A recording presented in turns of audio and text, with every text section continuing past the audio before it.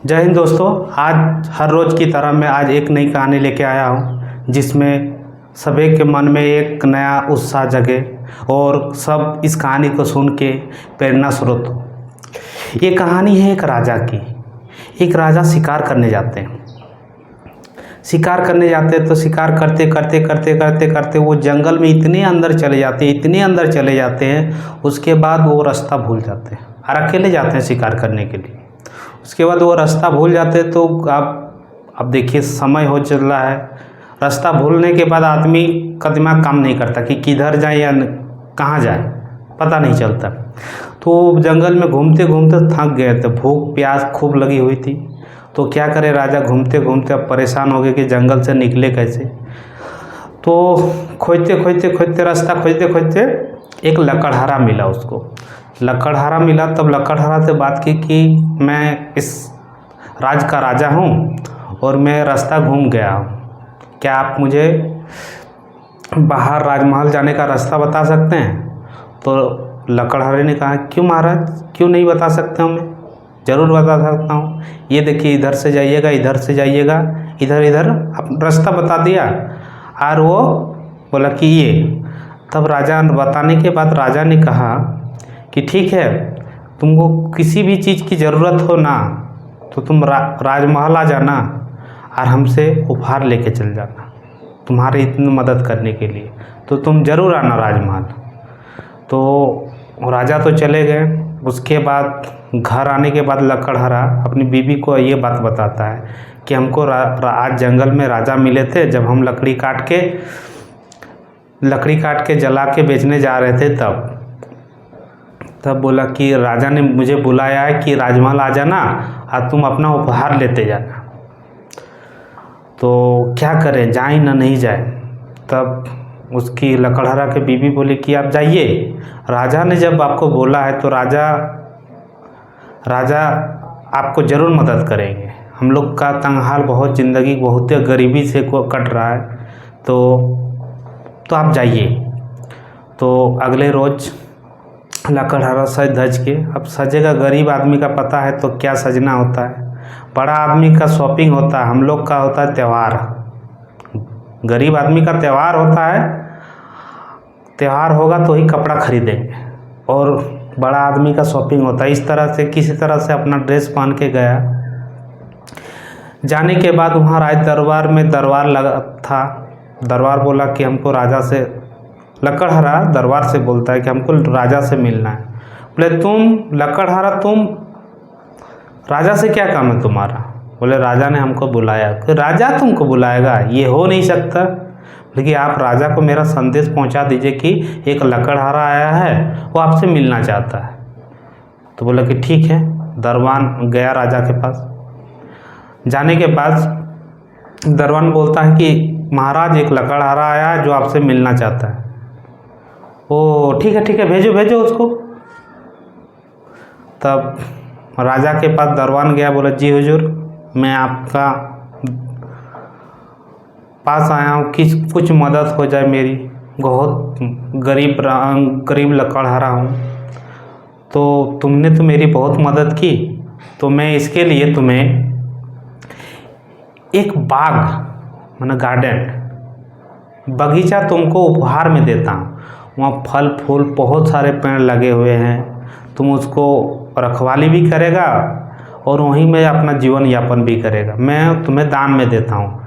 वो दिखा देते हैं गार्डन।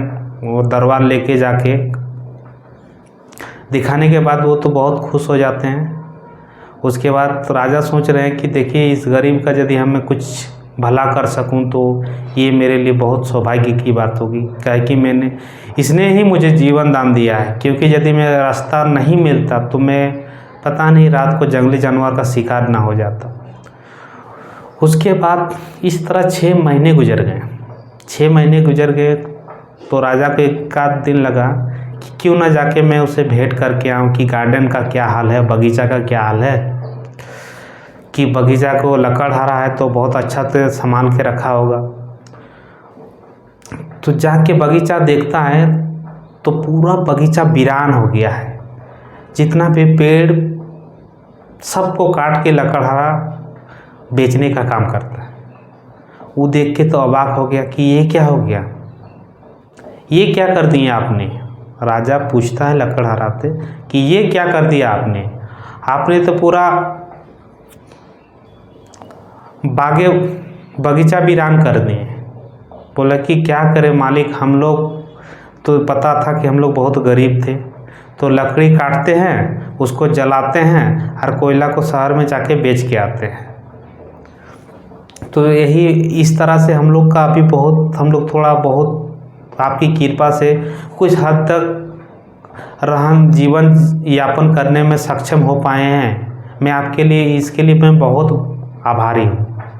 बोला आप लोग को क्या बोले, आपको हम क्या बोले, आप इतना पेड़ को काट के कोयला बेच के आते हैं, उसी से अपना जीवन यापन करते हैं, ना उसको जला के, लकड़ी को जला के कोयला बेच के आते हैं। लकड़ी का होता नहीं, अंगारा सब शहर में जाके बेच के आता था।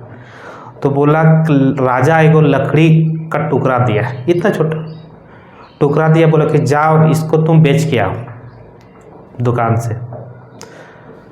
तो जाके उस लकड़ी को बेच के आता है,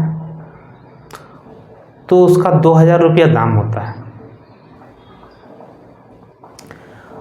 आके बोलता है कि हुजूर ये कैसे हो गया, मैंने तो इतना पेड़ सारे काट के बेच के देता था, उतना दाम नहीं होता था, ये छोटा सा लकड़ी का इतना दाम हो गया कैसे।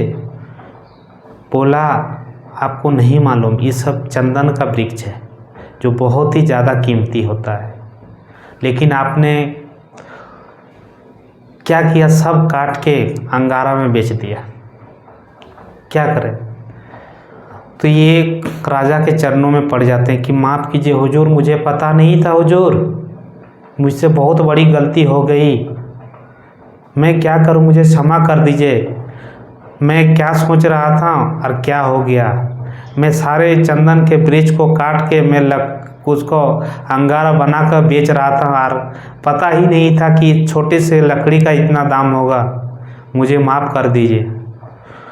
बोलो कोई बात नहीं, आपने मुझे जीवन दान दिया है तो मैं आपको माफ़ करता हूँ। आप लोग सोच रहे हैं कि कहानी ये लकड़हारा और राजा की है, नहीं, ये कहानी हम सबों की है।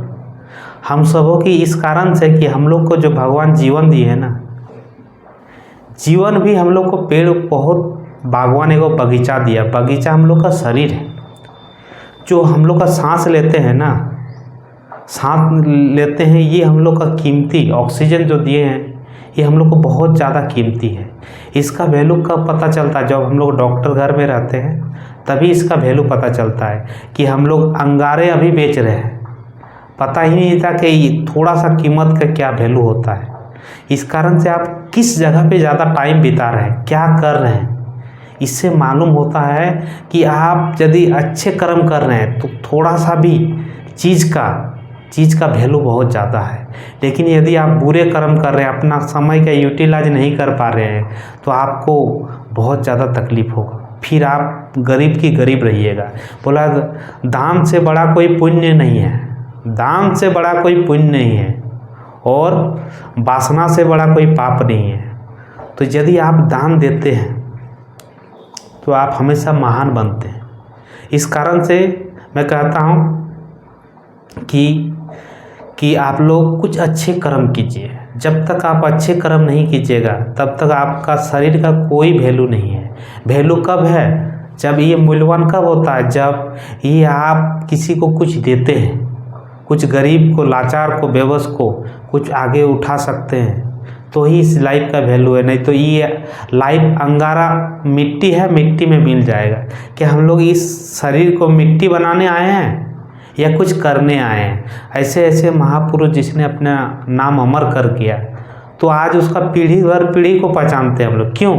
उसका कर्मों के वजह से, ना कि उसका देह के वजह से। देह तो क्षण भंगुर है, कब ख़त्म हो जाए किसी को पता नहीं है, लेकिन ज़िंदगी बहुत खूबसूरत है। कब? जब आप दूसरों के लिए कुछ कीजिएगा।